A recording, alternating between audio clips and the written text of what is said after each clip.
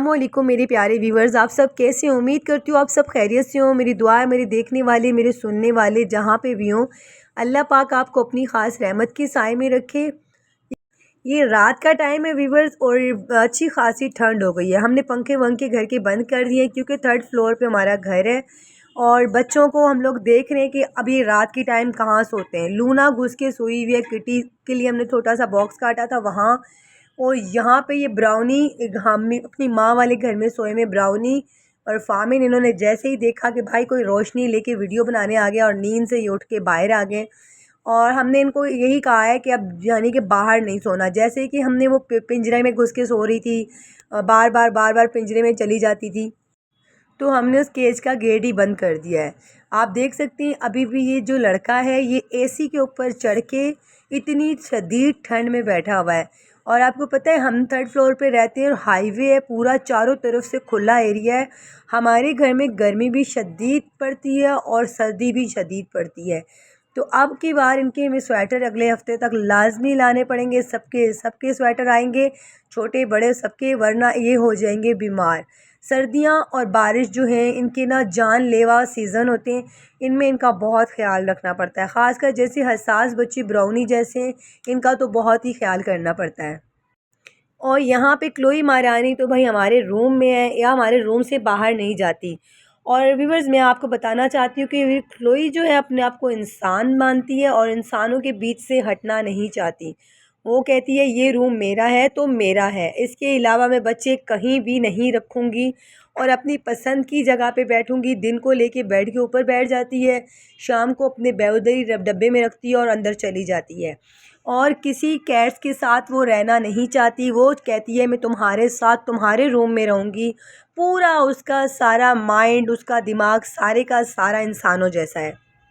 और माशाअल्लाह व्यूवर्स आप देख सकते हैं आज ये हमारी पांडा हो गई है पूरे 24 दिन की।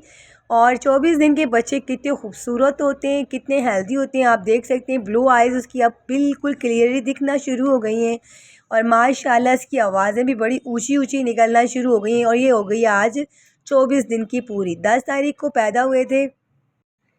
माशाल्लाह माशाल्लाह ये पांडा जो है फुल प्लेफुल बच्ची बन गई है। और व्यूवर्स यहाँ पे आइस बियर देखिए थोड़ा सा छोटी रह गई है। ये पहली बच्ची थी और इसने कुछ दूध भी कम पिया है, लेकिन माशाल्लाह माशाल्लाह आप देख सकते हैं क्यूटनेस और ब्लू आइज़ इसकी।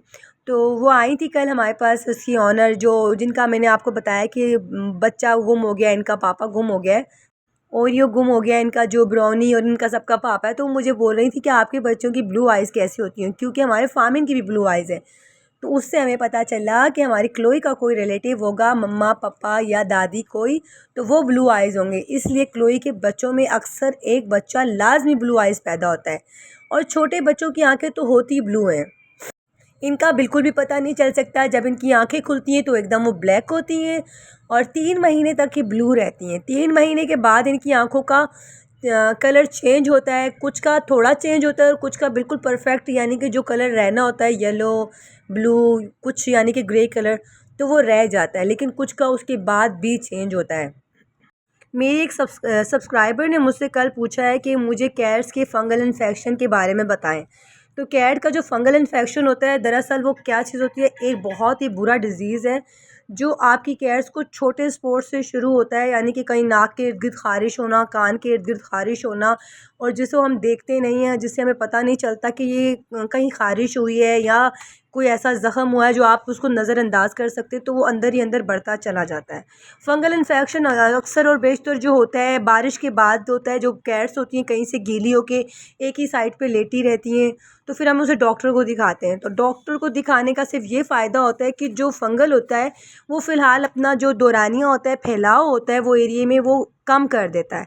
लेकिन फंगल इन्फेक्शन कैट की जान के साथ ही ख़त्म होता है और वो इतनी जल्दी कैट्स की जान नहीं लेता, वो आहिस्ता आहिस्ता उसके साथ ज़िंदगी में चलता चला जाता है। जब तक कैट्स की ज़िंदगी होती है तब तक फंगल इन्फेक्शन कैट्स के साथ साथ चलता है और कैट्स के साथ साथ ये ऑनर को भी मतलब लग सकता है। आप जितना इसको हाथ लगाएंगे, जितना टच करेंगे, इसके लिए शैम्पूज़ होते हैं, बहुत सी दवाएं होती हैं। आप किसी अच्छे वेट को दिखाएं।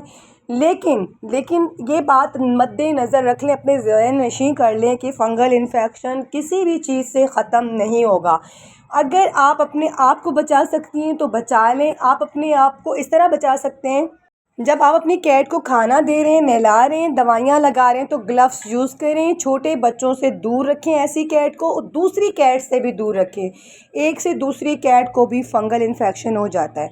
मैं यहाँ पे स्क्रीन में फ़ंगल इन्फेक्शन की कुछ तस्वीरें आपको लाजमी लगा दूँगी, ताकि आपको पता चल सके कि आम ज़ख़म या ख़ारिश और फ़ंगल इन्फेक्शन के बीच में क्या फ़र्क है।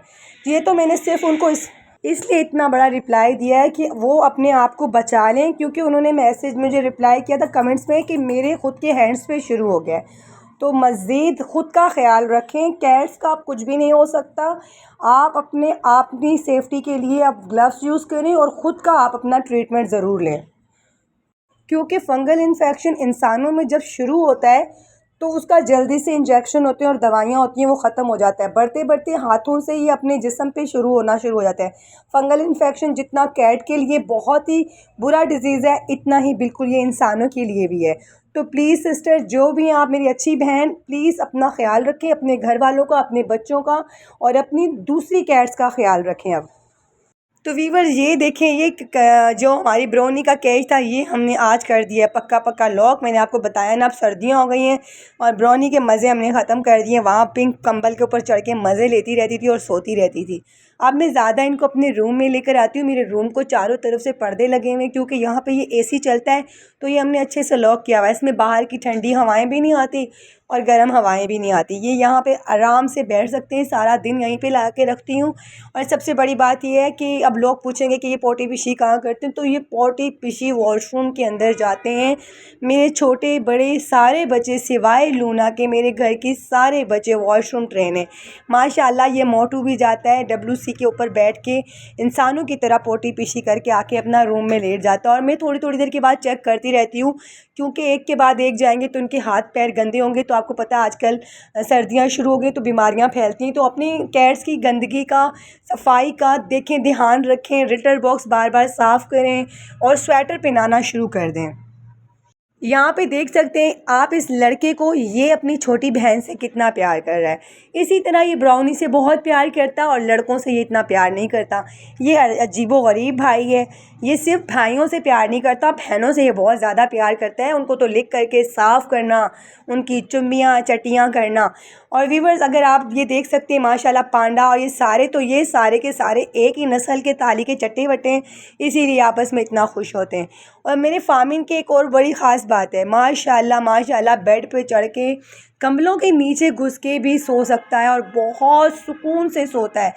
कैस्पर, ब्राउनी और इसकी मम्मा नीचे उतरते मैटों पे जाके कहीं लेटते हैं, लेकिन ये मेरा बच्चा बेड के ऊपर चढ़ के मेरे साथ, जहाँ मैं लेटी हुई होती हूँ वहाँ सोता है, या कोई और उसको बेड मिल जाए, ये सुकून की जगह। या छोटा सा था ना, बीमार हो गया था, तो हमने इसका ख्याल बहुत ज़्यादा किया, अपने पास सुलाना कि कहीं इसको रात को कोई इसकी सांस में प्रॉब्लम ना आ जाए। तो दूसरे बाहर रखती थी इसको, फिर मैं अपने पास रखती थी, तो उस वजह से ये बेड पे सोने का आदी हो गया। तो माशाल्लाह ऐसा लंबा चौड़ा हो के पूरा दिन ये बेडों पे चढ़ के सोता है।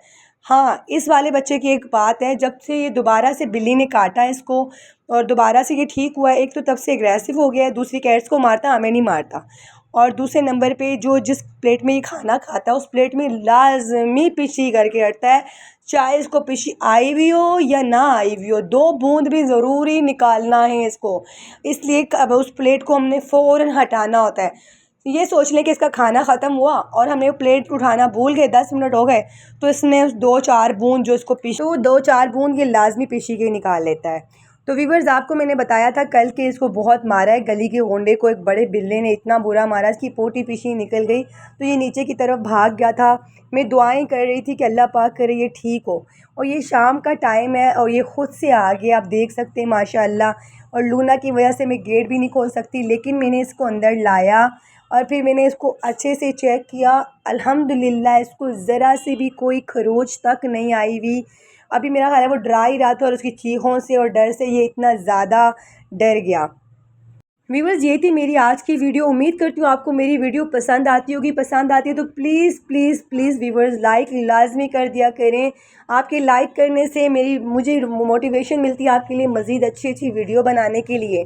अगर आप मेरे चैनल पे न्यू हैं तो चैनल को सब्सक्राइब करके आल की नोटिफिकेशन को लाजमी प्रेस किया करें, ताकि मेरी हर आने वाली न्यू वीडियो का नोटिफिकेशन आप तक सबसे पहले पहुंच सके। तो कल मिलती हूँ एक नई वीडियो के साथ। कल तक के लिए दें मुझे इजाज़त। कल तक के लिए अल्लाह हाफिज़।